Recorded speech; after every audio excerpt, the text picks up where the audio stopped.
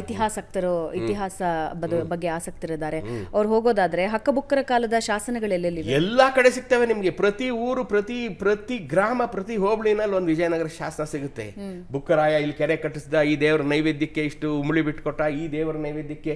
ನಮ್ಮ ಬೆಂಗಳೂರಿನಲ್ಲಿರೋ ಇವತ್ತಿನ ಹೊಸ ಕೆಂಪೇಗೌಡ ಲೇಔಟ್ ಅಂದ್ರೆ ಅದು ಕನ್ನಳ್ಳಿ ಗ್ರಾಮದಲ್ಲಿ ಒಂದು ದೇವಸ್ಥಾನಕ್ಕೆ, ಆ ಗ್ರಾಮದ ದೇವಸ್ಥಾನದ ನೈವೇದ್ಯಕ್ಕೆ ಆ ಗ್ರಾಮದಲ್ಲಿ ಇದ್ದಂಥ ನೇಕಾರರ ತೆರಿಗೆಯನ್ನು ವಜಾ ಮಾಡಿದ ಒಂದು ಬುಕ್ಕರಾಯ.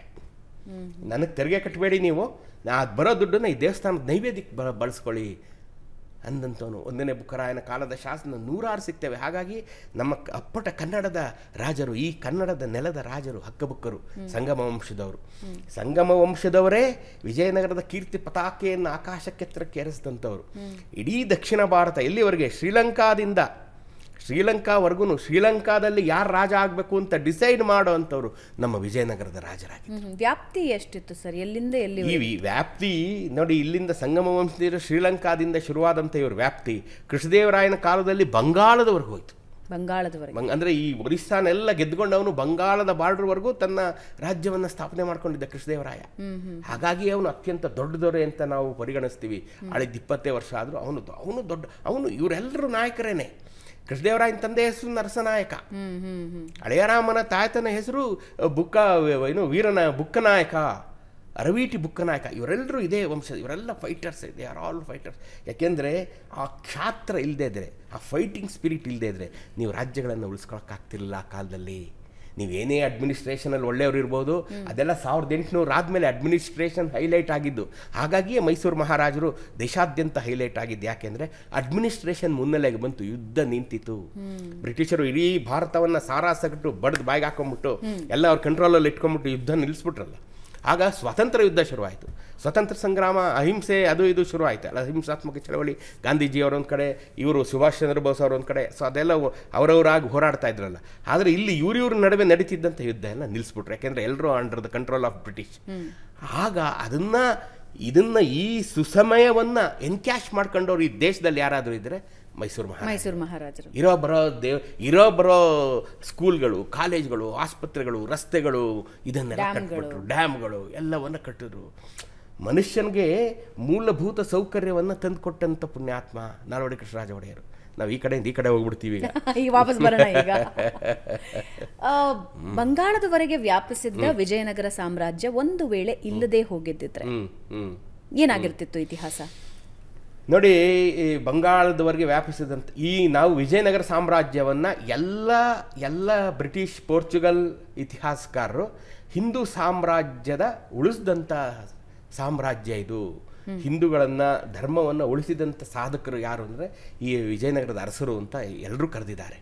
ಯಾಕೆ ಆ ಮಾತು ಕರೆದಿದ್ದಾರೆ ಅಂತಂದರೆ, ಅಲ್ಲಿಂದ ಈಗ ಆಲ್ರೆಡಿ ವಿಜಯನಗರ ಸ್ಥಾಪನೆ ಆಗುವಷ್ಟು ಹೊತ್ತಿಗೆ ಮತ್ತು ಅದು ಉಚ್ಚರಾಯ ಸ್ಥಿತಿಗೆ ಬರೋ ಅಷ್ಟೊತ್ತಿಗೆ ಇಡೀ ಉತ್ತರ ಭಾರತ ಮುಘಲರ ಆಡಳಿತಕ್ಕೆ, ತುಘಲಕ್ನ ಆಡಳಿತಕ್ಕೆ, ಖಿಲ್ಜಿಗಳ ಆಡಳಿತಕ್ಕೆ, ಇವರೆಲ್ಲ ಆಡಳಿತಕ್ಕೂ ಬಂದ್ಬಿಟ್ಟಿತ್ತು. ಖಿಲ್ಜಿಗಳು, ತುಘಲಕ್ಗಳು, ಮೊಘಲರು ಎಲ್ಲ ತಾವು ಸಾಲಾಗಿ ಬಂದು ಉತ್ತರ ಭಾರತವನ್ನು ಆಕ್ರಮಿಸ್ಕೊಂಡು ಕೂತ್ಕೊಂಡ್ಬಿಟ್ಟಿದ್ರು. ದಕ್ಷಿಣದ ಮೇಲೆ, ಅದರಲ್ಲಿದ್ದಂಥ ಸಂಪತ್ತಿನ ಮೇಲೆ ಇವರೆಲ್ಲರ ಗಮನ ಇತ್ತು. ಹಾಗಾಗಿಯೇ ಅವರು ತುಘಲಕ್ ಬಂದು ದೇವಗಿರಿಲಿ ಕೂತ್ಕೊಂಡು ನಾನು ಎರಡೂ ಕಡೆ ಕಂಟ್ರೋಲ್ ಮಾಡ್ತೀನಿ ಅಂತ ಹುಚ್ಚು ನಿರ್ಧಾರವನ್ನು ತಗೊಂಡು ಅಲ್ಲಿಂದ ದಿಲ್ಲಿಯಿಂದ ದೇವಗಿರಿಗೆ ಅವನು ರಾಜಧಾನಿಯನ್ನು ಶಿಫ್ಟ್ ಮಾಡಬೇಕು ಅಂದಿದ್ದು ಈ ದಕ್ಷಿಣದ ಮೇಲಿನ ಸಂಪತ್ತಿನ ಆಸೆಗಾಗಿಯೇ. ಅದಾಗಲಿಲ್ಲ ಅನ್ನೋದು ಬೇರೆ ಮಾತು. ಆದರೆ ಅದನ್ನು ಯಶಸ್ವಿಯಾಗಿ ತಡೆದು ಅವನನ್ನು ಹಿಂದಕ್ಕೆ ಕಳಿಸಿದವರು ಇದೇ ಕಂಪಿಲರಾಯ ಮತ್ತು ಕುಮಾರರಾಮ.